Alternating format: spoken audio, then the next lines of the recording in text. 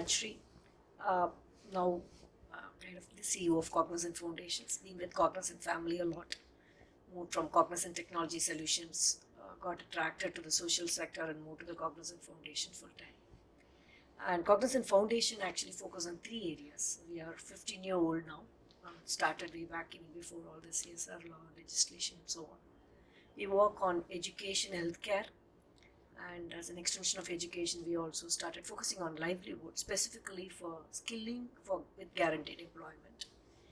And not just the three sectors, we also are we have sharpened the focus within these three sectors over the last several years, and so that we can do a deep dive on each of these specific programmatic themes, and where we can actually see an impact in the society through our interventions. That's been our focus.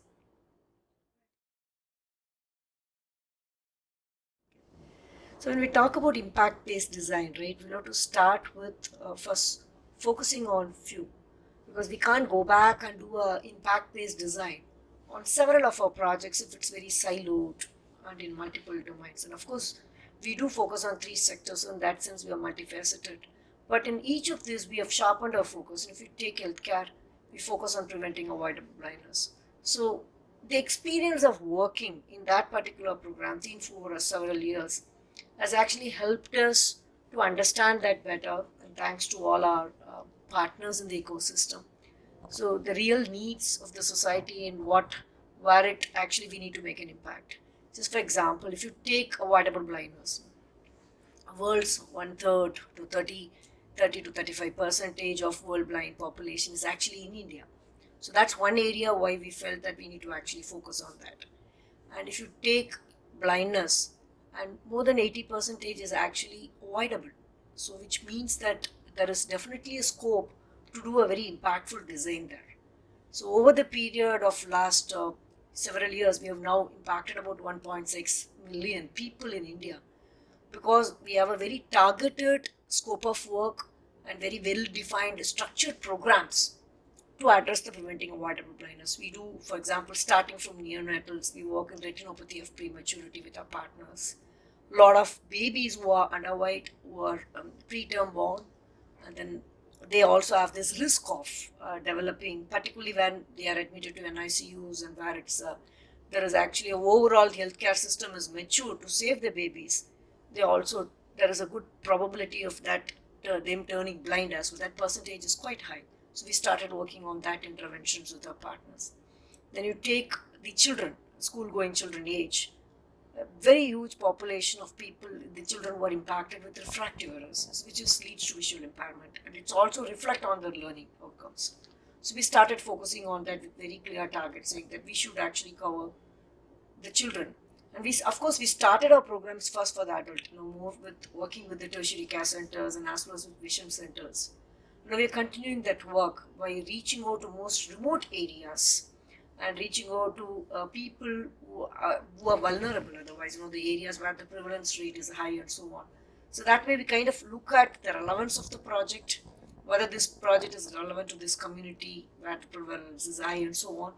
And we also look at, is there a way to make it sustainable? Some of our vision centers is, we start the centers after over the 3 years. We also hope to see it sustained by way of crop subsidizing for people who cannot afford it, by people who can pay it and so on. So we also look at sustainability. So that way that over a period of time, we are definitely able to see the impact by these sustainable interventions.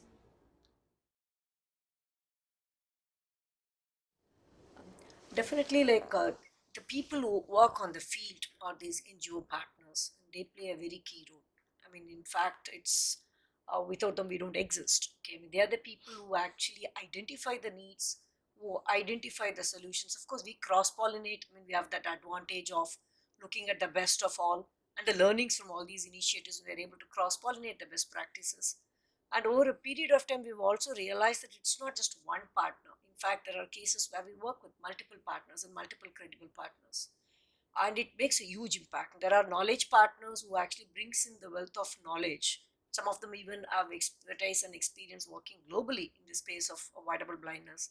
So wherein they bring the knowledge, And then there are local implementation partners who are well rooted in the community. They understand the needs of the community. They're able to bring the right community. They're able to take the services to the community's doorstep. So that kind of a marriage of multiple partners together here is actually maximize the impact. So it's not just collaboration between just a donor and a partner, but multiple people coming together. And that's why the corporates can play a big role, because we can take the discipline of processes, which we can nurture that innovation and process all through, and by making this collaboration happen among the multiple stakeholders.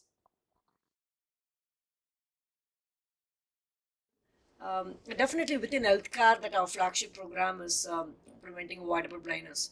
Just to give over the last 7 years, we've impacted about 3.4 million people across all our initiatives in healthcare, education, and livelihood. In very clear focus on preventing avoidable blindness, we have impacted about 1.6 million people. So that's very clearly a sharpened focus, overall and as well as within healthcare. And again, we also try to look for what are all the other reasons. We do look at people like we do appreciate that the women and child health is very important. Even to some extent, even to this preventing disabilities, we need to focus early. Right at the time of adolescent girls, and promoting good health for women and as well as for children. So that's another emerging flagship program within healthcare. And if you take education, we started with a scholarship program for engineering and STEM education as our flagship program. And over a period of time, we really wanted to expand it, and we felt that would be our contribution to this sector. So we started expanding our scholarship program for social sciences. And now we are also expanding our scholarship program for special educators, because we really feel that the need for educating the people with disabilities and making more inclusive schools is only possible if we have a good ratio of special educators. So we've also expanded into that. So scholarship is another. We definitely look for certain innovation in education as well through our digital learning STEM, and preparing them for 21st century learning. In livelihood, from day one, it had been a very clear program. It is skilling for guaranteed employment, both for youth, women, and as well as PWD. You can see the PWD as an horizontal thread in everything. Even in education, we have a special scholarship program only for visually impaired. Just like how we want to prevent the blindness, we also want to ensure that they get mainstream through these education and skilling initiatives in the long run.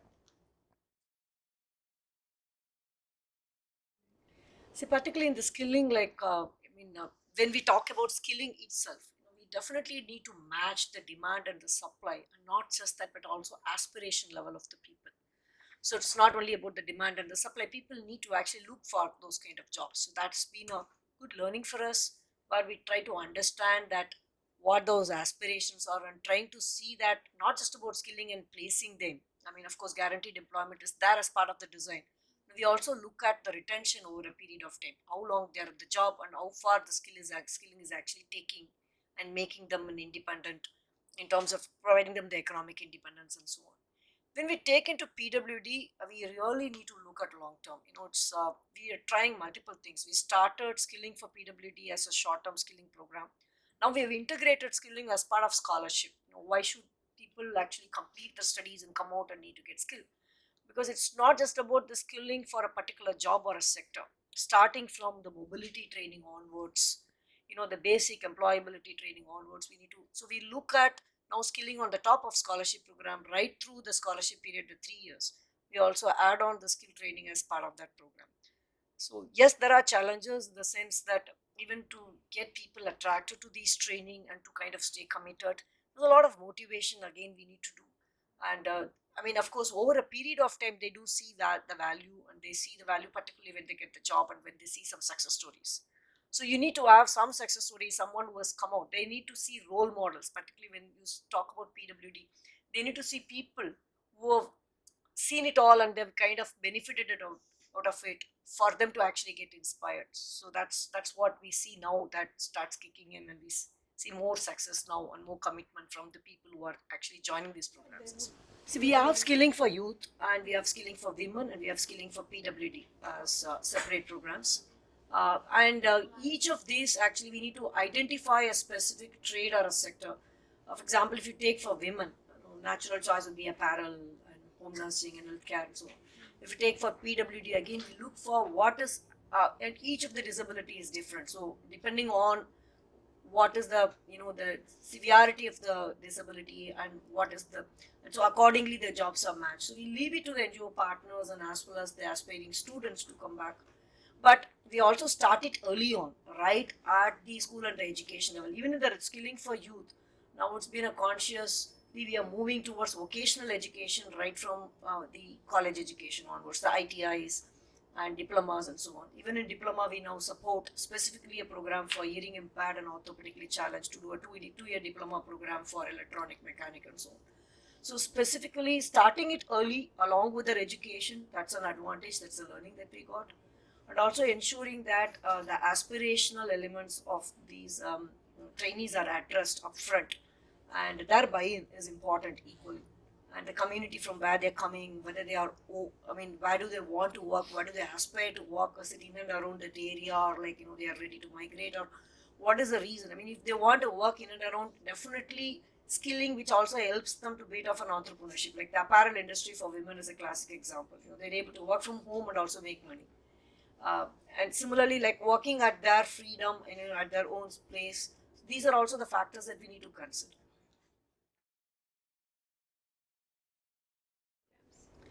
Um, Definitely, you need to have a very well thought out strategy. It's not just about throwing out money. It's not the money that matters. It's actually your commitment and your mind share that matters the most. So, which are all the areas where you can actually offer your time, and where you can actually really make an impact through structured interventions, where you can share your knowledge and core competency? That's very, very important. Just for an example, like we have a very, very strong outreach, cognizant volunteering team, who does make a lot of difference at grassroots level, adopting schools. And not just stopping there, they also do a lot of pro bono volunteering to NGOs and so on. So this kind of volunteering and ability to extend your core competency into the development sectors matters the most. So I would say that it should be a well thought out strategy to see that what is the community that they want to work on, what their needs are, what's definitely the national agenda, what is actually ensuring that these people are going to be uplifted, from the poverty, and at the same time, what is that we can also offer much beyond the money. I think all these two need to come together when you come and have a proper strategy. And from our experience, definitely, rather than spreading ourselves thin on too many items, having a very sharpened focus and clear program design makes a huge difference. One, it cut down the time of learning. We learn faster because it's the same kind of a program with multiple partners, and we learn a lot. And so our mind share is very richer because of that sharpened focus. And we're also able to templatize a lot of the processes and the impact design very easily if you have a very sharpened focus.